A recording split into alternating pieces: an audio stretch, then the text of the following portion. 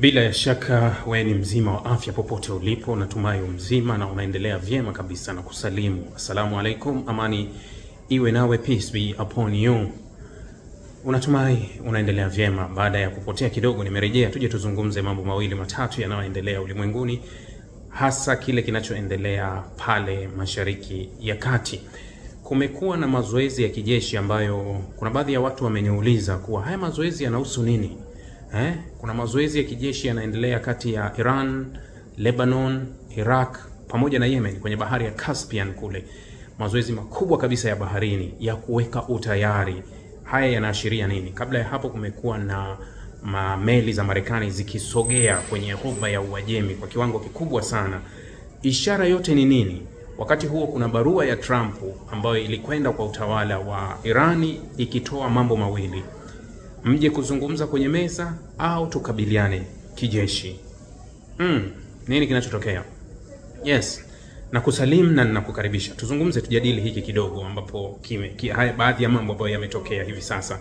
Ni ukweli kuwa tension imezidi kuwa kubwa Mashariki ya Kati, na hali inaonekana kama bado haijakaa wala haijatengemaa vizuri Mashariki ya Kati, kwa sababu tunaona kama vile vita imeongezeka eneo la pembeni, kwa sababu Israeli anaitumia fursa kisawa sawa. Tamko la Marekani kuwa tunaiunga mkono Israeli kwa 100%, basi nadhani wanaitumia vizuri sana, na Netanyahu hataki kupoteza muda kwenye hili, na ndio maana unaona kuwa tumeshuhudia mabadiliko ya mahakama. Kura iliyoenda kupigwa Knesset imeenda kutoa nguvu ya mahakama na kuirudisha kwenye maamuzi ya bunge, kuwa ndio litakuwa lina sauti kubwa sana ya kuamua kuhusu masuala yanayohusu sheria. Huu ni mpango mahsusi kabisa wa Netanyahu wa kudhibiti vyombo vya ndani, yani kuondoa tishio la ndani, wakati huo akikabiliana kwa nje akipata usaidizi wote, kwa sababu tangu tuseme kuwa Wahuthi wa Yemen tangu wameanza kurusha makombora Israeli haijajibu kombora hata moja kuelekea Yemen, isipokuwa kazi hiyo Marekani alimwambia Israeli, huku niachie mimi, wewe endelea na kwingine, huku nitakuwa nafanya mimi. Marekani na Uingereza zinafanya mashambulizi mfululizo ndani ya Yemen, ni kila siku mashambulizi wanafanya ndani ya Yemen. Kwa hiyo Marekani, Uingereza na washirika wengine wameshika doria upande wa pili wa Yemen. Wakati huo dunia imekaa kimya kama hawaoni nini kinaendelea ndani ya Syria, huko Israeli ikiendelea kuwasogeza wakazi wa mikoa kama ya Quneitra, Daraa, kuwasogeza pembeni. Jana juzi kuna vifo vimeripotiwa vya watu zaidi ya 7. Hawa waliokabiliana na Israeli hapa zaidi ya 7 ni watu gani? Hawa ni wale Kongo kule wanaitwa wazalendo, wale ambao wameona kuwa HTS coalition ambayo ilimtoa Bashar al-Assad madarakani haina shida na kulinda mamlaka ya Syria, isipokuwa ikisikia kuwa wafuasi wa Bashar al-Assad wanapambana, au wafuasi wa Bashar al-Assad sasa wanataka kupambana na nyinyi, watakusanya vikosi vya askari wa kutosha kwenda kukabiliana nao. Rudi nyuma wiki chache zilizopita kule kwenye yale machafuko yalitokea kule Latakia na Tartus, jamii ya Alawit, siku 3-4 watu 1000 waliuawa kule. HTS walituma vikosi kutoka katika kila pembe zote. Mgogoro uliozuka kwenye mpaka wake na Syria hivi juzi, kati ya Syria na Lebanon, HTS walituma vikosi vya kumwaga kabisa kule, vya kutosha, vilimwagika kwa ajili ya kwenda kukabiliana na makundi ya wanamgambo waliotoka Lebanoni, ambao walipigwa lebo kuwa hao ni Hizbullah. Wakati Hizbullah walikataa, walisema kabisa kuwa hatupo huko wala hatushiriki kwa nafasi yoyote sisi kuwa huko, lakini ikasema kuwa ni Hizbullah. Lakini angalia idadi na namba ya askari waliotumwa kwenda kwenye mpaka, hawasemeki ni wangapi. Mauaji yaliyotokea hayasemeki ni kiasi watu wangapi. Lakini Israeli yuko kilomita 4-5 nje ya Damascus. HTS wanazungumza kimya. Walitoa taarifa wakawaambia kuwa watu wa Quneitra, watu wa Daraa wasikubali kuondolewa kwenye ardhi yao na vikosi vya Israeli, lakini wao hawajapeleka pua hata askari mmoja kwenda kule, lakini wako tayari kukabiliana na askari yoyote mabaki ya Bashar al-Assad kwa nguvu, kwa uwezo, kwa kila kitu. Wako tayari kukabiliana nao, lakini hawako tayari kukabiliana na Israeli ambaye tayari amechukua eneo lao kubwa zaidi kuliko aliochukua kule West Bank. Kinachotokea Mashariki ya Kati hivi sasa na uamuzi wa Marekani kusema huenda labda tukashuhudia vita kati ya Iran, Israel na Marekani, tunaweza tukaliweka pembeni kidogo. Tulipe 30% ngapi? Basi tuweke hapo, lakini kiasi kikubwa hii ni style ambayo Trump huwa anaitumia. Trump akiwa anataka kulazimisha vitu, ana njia zake za kutumia. Hii style kwenye awamu ya kwanza alitumia dhidi ya Korea Kaskazini, alivyokuwa analazimisha mazungumzo baada ya Korea kukataa kusema kwa hatutaki kuzungumza. Marekani aliamua kutuma meli nyingi za kivita kwenda kule, akaweka tishio kubwa, pressure ikawa kubwa kwa huenda labda tukashuhudia vita wakati wote kati ya Korea Kaskazini na Marekani. Lakini kilichotokea baada ya pale ni mazungumzo yaliyotokea kati ya Trump na Kim. Walizungumza, ilikuwa ni pressure kuwalazimisha kaa kwenye meza. Sasa hili la Irani pia hali kadhalika, Marekani anataka kulazimisha Irani ikae kwenye meza, anataka kulazimisha Irani irudi kwenye mazungumzo. Ameweka vikwazo kwa meli ambazo zilikuwa zikisafisha mafuta ya Irani ambazo zilikuwa zinawasilisha kule China. Ameweka vikwazo vya hali ya juu, analazimisha kwenda kuweka vikwazo mpaka anasema kuwa tunataka tufanye mauzo ya Irani zero, yani kuwa Irani zile pipa anazosambaza duniani ziende zero, kuwa asiweze kuuza, ili aweze kukubali kukaa kwenye meza. Akiweza kukubali kukaa kwenye meza, tutamwekea masharti yetu, wakati kuwa atakuwa amepoteza sana. Irani wanasema kuwa hawako tayari kuzungumza mazungumzo yoyote na Marekani kwa shinikizo.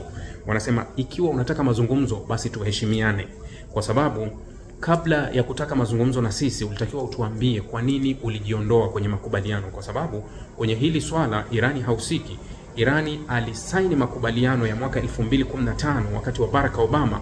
Mwaka 2018 huyo Trump akaja akaitoa Marekani kwenye makubaliano ambayo yalisimamiwa pia na wengine. Sasa Irani wanamuuliza kuwa leo umebadilika nini, kwa sababu aliyetutoa kwenye mazungumzo, anayetuvuta hivi sasa kwa nguvu zote, analazimisha twende ni wewe.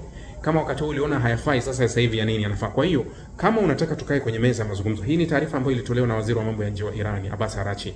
Alisema kuwa kama unataka tukae kwenye mazungumzo tutakaa, lakini sio kwa shinikizo, tuheshimiane. Na hiyo taarifa ilitolewa pia na Urusi na Uchina kwenye mkutano uliofanywa na Irani. Urusi na China walifanyia China kule, wao wakaambia kuwa kweli tutaivuta Irani kwenye mazungumzo, lakini lazima ulete taratibu wa kuheshimu wengine. Trump hii style ameitumia kwa Zelensky baada ya Zelensky kumkatalia kule kwenye ofisi ya Oval kuwa hatuwezi kufanya kile unachokitaka, tunataka usalama.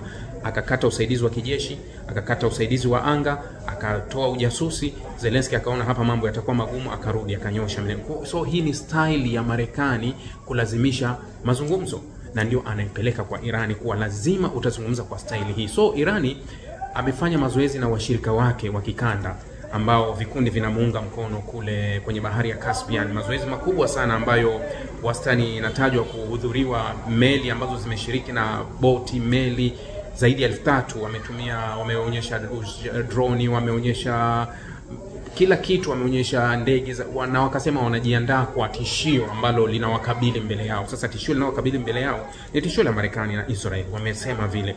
Kwa hiyo wamefanya mazoezi na Lebanon, Yemen na pamoja na Iraq, makundi ambayo yanaunga mkono Irani, ndio wamefanya mazoezi hayo ya kule kwenye bahari ya Caspian.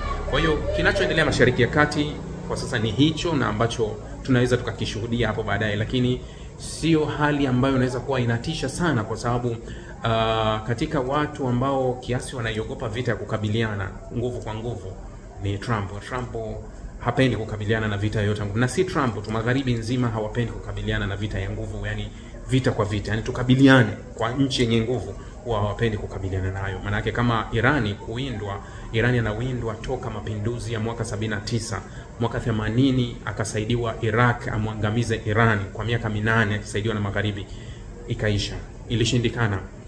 Sasa Irani alianza kutafutwa before hata za kina Libya, before Yemen, kabla ya zamani sana, lakini mpaka leo bado anatafutwa, na maana yake amezidi kuwa mkubwa, amezidi kuwa tishio.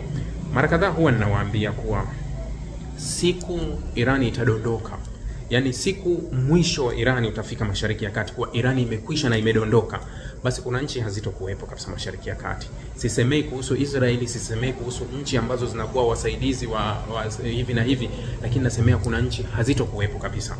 Ni wiki jana Marekani amepeleka silaha kwenye baadhi ya nchi za Kiarabu, ikiwemo Saudi Arabia, ikiwemo Bahrain, ikiwemo Qatar pamoja na Imarat.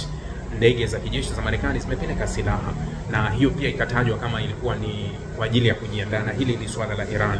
Lakini tuliweke mbali kidogo, kwa sababu Irani sio Yemen. Huwa nawaambia Irani sio Afghanistan, Irani sio Libya.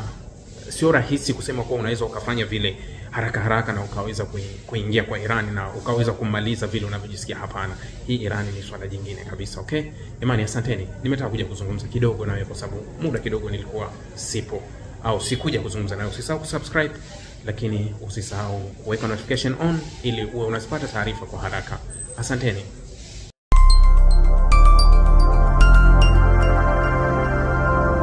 Rahby Digital, haki na ukweli.